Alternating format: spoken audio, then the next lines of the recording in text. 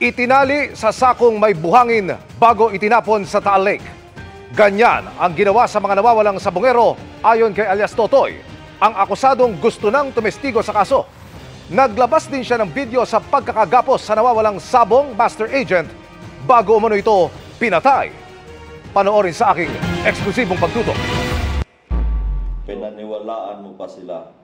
Sa videong hawak ni alias Totoy, ang nagpakilalang direktang bahagi sa kaso ng mga missing sabongero, kita ang isang lalaking tila nakagapos sa anyay isang sasakyan habang tinatanong ng mga lalaki. Dati po ako sir na master agent doon. Hindi aninag ang mukha ng lalaking nakagapos dahil balot ito ng mask. Pero ayon kay alias Totoy, ito si Ricardo John Lasco. Kabilang si Lasco sa 34 na sabongerong 4 na taon nang nawawala.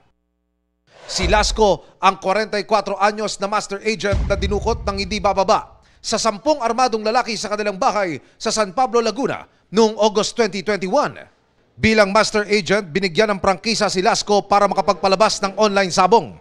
Sa kanya tataya ang mga sabongero at ang kita porsyentuhan. May bahagi ang nagbigay sa kanya ng prangkisa at syempre pati siya.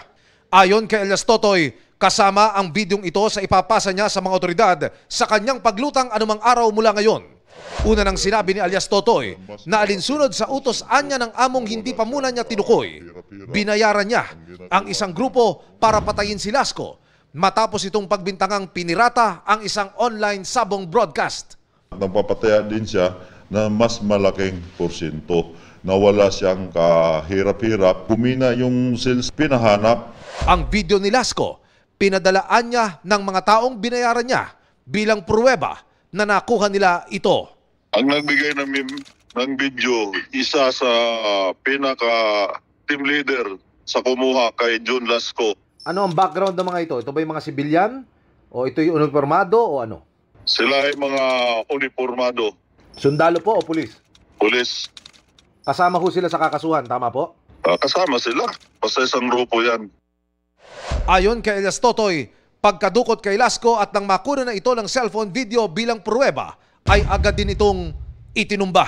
Pagkuha sa kanya, sinakay sa sasakyan at inimbestigahan, ikot-ikot bago pinatay.